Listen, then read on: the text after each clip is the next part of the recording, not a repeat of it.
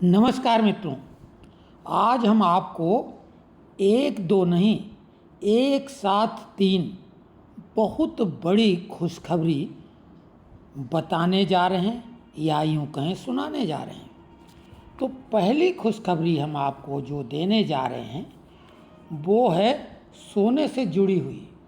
आपको मालूम है कि सोना इस समय रिकॉर्ड स्तर पर पहुंच चुका है।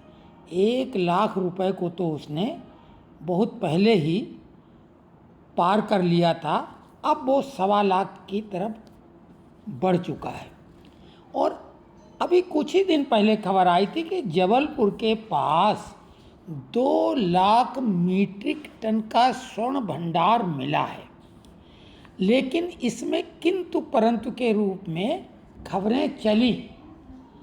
अब ये आपको पुख्ता खबर के रूप में बता रहे हैं कि जबलपुर का ही तहसील कटनी था, जो कि अब जिला हो चुका है, और कटनी के इमलिया गांव में ये स्वर्ण भंडार मिला है। और स्वर्ण भंडार के साथ में इसमें चांदी और अन्य बहुमूल्य धातुएं भी हैं, जिनका कुल अनुमानित वजन 7 लाख मीट्रिक टन है। 7 लाख मीट्रिक टन में 2 लाख मीट्रिक टन सोना है। इसके लिए अब काम भी शुरू हो चुका है।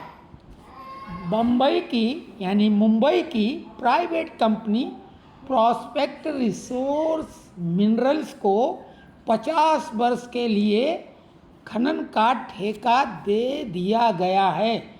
कंपनी 100 करोड़ राजस्व के रूप में कटनी को देने जा रहा है। इसके पहले भी मध्य प्रदेश के ही सिंगरौली में 18,000 टन मीट्रिक टन का स्वर्ण भंडार मिला है। यही नहीं, बिहार, कर्नाटक, राजस्थान में भी स्वर्ण भंडार मिले हैं, जिनका कि अब आगे का प्रोसेसिंग वाला कार्य शुरू होने जा रहा है। तो स्वर्ण भंडार के मामले में तो ये अच्छी खबर है ही, लेकिन इसके साथ ही रेयर अर्थ भी भारत में कई जगह से मिलने लगा है। अब रेयर अर्थ से आप रेयर शब्द से ही मतलब समझ सकते हैं।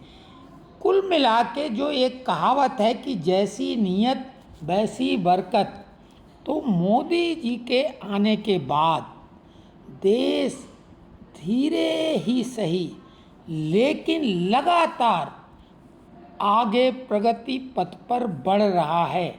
आर्थिक पायदान पर भारत चौथे स्थान पर पहुंच गया है और कुछ ही महीनों में तीसरे नंबर पर होगा, जर्मनी को पछाड़कर। यूपीए सरकार से 2014 में जब मोदी ने सत्ता की बागडोर हाथों में ली थी, उस समय भारत आर्थिक रूप से 10वें पायदान पर था। तो ये है मोदी का प्रभाव। 28 देश मोदी को अपना सर्वोच्च नागरिक सम्मान दे चुके हैं और इस मामले में भारत के सभी प्रधानमंत्रियों को पीछे छोड़ दिया है। जवाहरलाल नेहरू, इंदिरा गांधी, मनमोहन सिंह को कुल मिला के 6 देशों के सर्वोच्च नागरिक सम्मान मिले थे। तो खैर, बात आगे बढ़ाते हुए दूसरी बड़ी खुशखबरी आपको बता, आप देख रहे हैं हरदीप सिंह पुरी, पेट्रोलियम रसायन मंत्री ने एक ट्वीट किया है 21 घंटे पहले।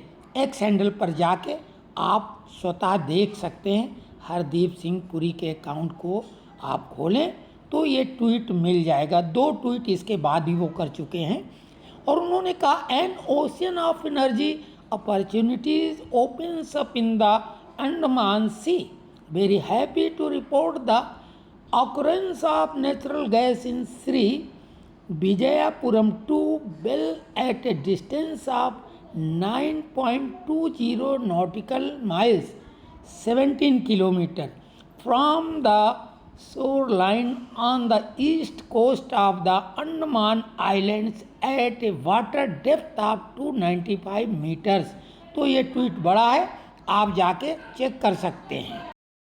तो अंडमान निकोबार में पहले ही गुयाना जैसे विशाल क्रूड ऑयल के भंडार मिल चुके थे, लेकिन अब ये प्राकृतिक गैस जिसमें 87% मीथेन गैस है, वो विशाल भंडार मिले हैं, जिससे देश की आर्थिक स्थिति को नए पंख लग जाएंगे, क्योंकि भारत का 85% क्रूड ऑयल आयात किया जाता है।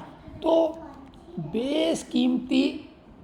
बेशकीमती विदेशी मुद्रा की भारी बचत होगी।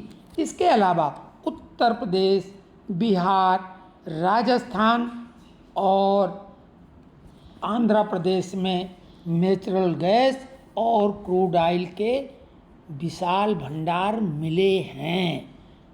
और आपको अब तीसरी बेहद महत्वपूर्ण खबर हम आपको बताने जा रहे हैं, जो कि बहुत बड़ी। आप देख रहे हैं इन्हें सज्जन को, एक गांव के एक साधारण से व्यक्ति जो साइकिल पे चलते नज़र आ रहे हैं। ये हैं श्रीधर बेम्बू, तमिलनाडु के एक गांव के ये व्यक्ति हैं। और 1996 में इन्होंने अमेरिका की बहुत बड़ी सॉफ्टवेयर कंपनी से नौकरी छोड़ के अपने गांव में एडवेंट नेट नामक एक सॉफ्टवेयर कंपनी की स्थापना की। और वो कंपनी इतनी आगे बढ़ गई कि अब वो कंपनी गांव से निकलकर ग्लोबलाइज हो गई है। दुनिया की कई बड़ी कंपनियों के लिए ये काम कर रही है। और 2009 में इन्होंने इस कंपनी का नाम JOHO यानी जोहो कर दिया। और आज इस कंपनी की नेटवर्थ 1 लाख करोड़ यानी 1 ट्रिलियन रुपए की है। टोनी थॉमस के साथ मिलकर इस कंपनी को श्रीधर बेम्बू ने 1996 में गांव में स्थापित किया था। लेकिन आज इनके कई ऑफिस विदेशों में भी हैं और 2800 रुपये का नेट प्रॉफिट इनको हर साल होता है। तो इन्होंने ये दावा किया है कि माइक्रोसॉफ्ट कंपनी से बेहतर ये सेवाएं दे रहे हैं और हर तरह की सेवाएं ये दे सकते हैं IT सेक्टर की। यही नहीं, इन्होंने सेमीकंडक्टर निर्माण में भी अपना कदम आगे बढ़ाने की घोषणा की है। आश्चर्यजनक बात यह है कि जिस कंपनी का नाम अच्छा खासा व्यक्ति जो सामान्य ज्ञान रखता था वो भी नहीं जानता था, वो कंपनी दुनिया की एक मशहूर कंपनी है और इसमें किसी पब्लिक की भागीदारी नहीं है। ये ओनरशिप इनकी अपनी प्राइवेट है। और कमाल की बात है कि ये मात्र 1 करोड़ रुपए सैलरी लेते हैं। आप कहेंगे मात्र, हाँ, ये 1 करोड़ बहुत छोटी सैलरी है। आपने देखा कितना सादा जीवन ये व्यतीत करते हैं। और 47% शेयर इनकी बहन के हैं और इसी प्रकार दूसरे सबसे बड़े शेयर धारक इनके भाई हैं और इनके पास मात्र 5% शेयर हैं। अगर ये अपना IPO लाएं तो ये कंपनी आसानी से 10-20 ट्रिलियन की हो जाएगी और एनवीडिया जैसी कंपनी की टक्कर में आ जाएगी, माइक्रोसॉफ्ट जैसी कंपनी की टक्कर में आ जाएगी। इन्होंने भारतीय IT के जो लोग इस समय तनाव में हैं, वीज़ा का जो ट्रंप ने एक बम फोड़ा, $1 लाख वीज़ा को उन्होंने 3 साल के लिए फीस कर दी। हालांकि वो तो कंपनियां उसको भरेंगी, लेकिन जो 88 लाख की बात चल रही तो वो 88 लाख रुपए की है, क्योंकि $1 लाख H-1B वीज़ा की फीस ट्रंप ने कर दी है।